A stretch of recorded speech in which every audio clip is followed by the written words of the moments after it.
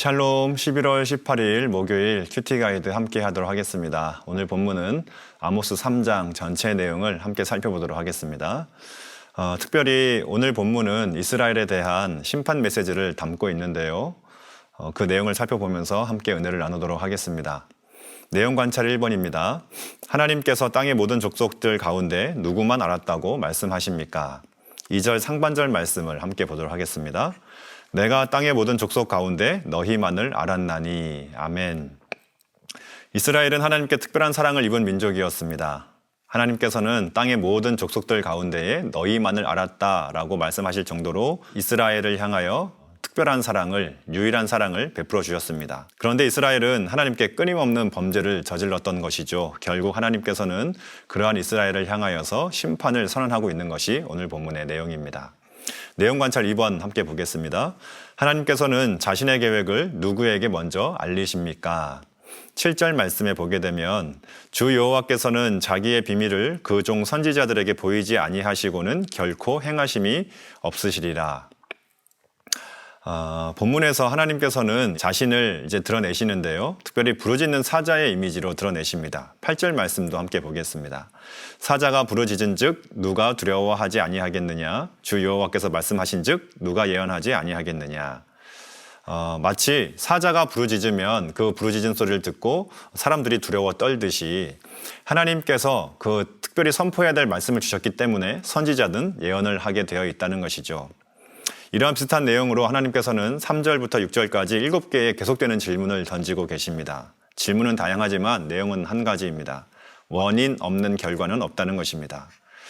3절부터 6절까지 말씀 함께 같이 한번 보겠습니다. 3절에 보시게 되면 두 사람이 뜻이 같지 않은데 어찌 동행하겠으며 라고 말씀하십니다. 4절 보십시오. 사자가 움킨 것이 없는데 어찌 수풀에서 부르짖겠으며 젊은 사자가 잡은 것이 없는데 어찌 굴에서 소리를 내겠느냐 말씀하시죠. 5절 말씀입니다. 덫을 땅에 놓지 않았는데 새가 어찌 거기 치이겠으며 잡힌 것이 없는데 덫이 어찌 땅에서 튀겠느냐. 6절입니다. 성읍에서 나팔이 울리는데 백성이 어찌 두려워하지 아니하겠으며 여호와의 행하심이 없는데 재앙이 어찌 성읍에 임하겠느냐 말씀하시죠. 무슨 말인가요? 원인이 없는 결과는 없다는 것입니다. 7가지의 질문을 통하여서 모든 일에는 원인이 있다는 것이죠. 현재 일어나고 있는 모든 일은 과거에 일어난 일에 대한 결과라고 하는 것입니다. 무슨 말을 하고 싶으신 것일까요? 이스라엘이 당하게 될 심판은 결국 이스라엘이 과거에 저질렀던 죄악 때문이다라는 말씀이시죠. 이스라엘이 당하는 재앙은 하나님의 허락하심이 없이 오지 않는다는 것이고 진정한 예언자는 하나님의 계시 없이 말하지 않는다는 것입니다. 하나님께서 심판의 메시지를 주셨기 때문에 선지자들이 심판에 대한 예언을 하고 있다라고 말씀하는 것이죠. 이것이 무슨 뜻일까요? 여호와께서는 하나님께서는 이스라엘을 향해 심판의 메시지를 발하시고 노하시는 데에는 타당한 이유가 있다는 것입니다. 동시에 이스라엘을 향한 하나님의 그 실망과 또 분노 그리고 다가오는 심판의 정당성을 또한 선언하고 계신 것이 오늘 본문의 내용인 것이죠. 내용 관찰 3번입니다. 이스라엘 자손의 참상에 대해 어떻게 비유하고 계십니까? 이제 9절부터는 이스라엘의 죄악상에 대하여서 하나님께서 고발하고 드러내고 계십니다. 특별히 본문에 드러나고 있는 이스라엘의 사회적 죄악은 사마리아 성읍과 궁궐에서 만연했던 요란함과 또 학대, 포학과 겁탈 등을 들 수 있습니다. 9절과 10절 말씀 함께 같이 한번 읽어보겠습니다. 아스돗의 궁궐들과 애굽 땅의 궁궐들에 대하여 선포하여 이르기를 너희는 사마리아 산들에 모여 그 성 중에서 얼마나 큰 요란함과 학대함이 있나 보라 하라. 자기 궁궐에서 포악과 겁탈을 쌓는 자들이 바른 일 행할 줄 모르느니라. 여호와의 말씀이니라. 아멘. 특별히 구약의 이스라엘 왕정 시대에 죄악이 만연할 때 나타나는 특징적인 모습이 있습니다. 그것은 바로 사회 정의가 무너진다는 것이죠. 9절을 한번 보면요. 그 성에 만연했던 요란함이라는 표현이 나옵니다. 이는 백성들의 착취를 통하여 향락에 빠진 상류층의 모습을 보여주는 것이죠. 10절에서는 특별히 약자들에 대하여서 학대함과 포악과 겁탈을 일삼았음을 우리가 알 수가 있습니다.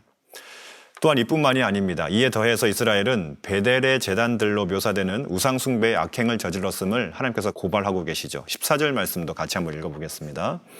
내가 이스라엘의 모든 죄를 보응하는 날에 베델의 제단들을 벌하여 그 제단의 뿔들을 꺾어 땅에 떨어뜨리고. 아멘. 베델이 어떤 곳입니까?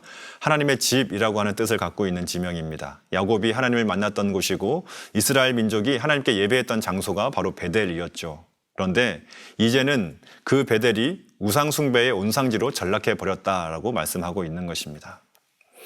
결국 이러한 죄악으로 인하여서 이스라엘은 하나님의 심판을 받아 사면 대적들로부터 약탈을 당할 것이며 제단들과 궁들은 철저하게 파괴될 것을 말씀하고 있는 것이 오늘 본문의 내용이라고 할 수 있습니다.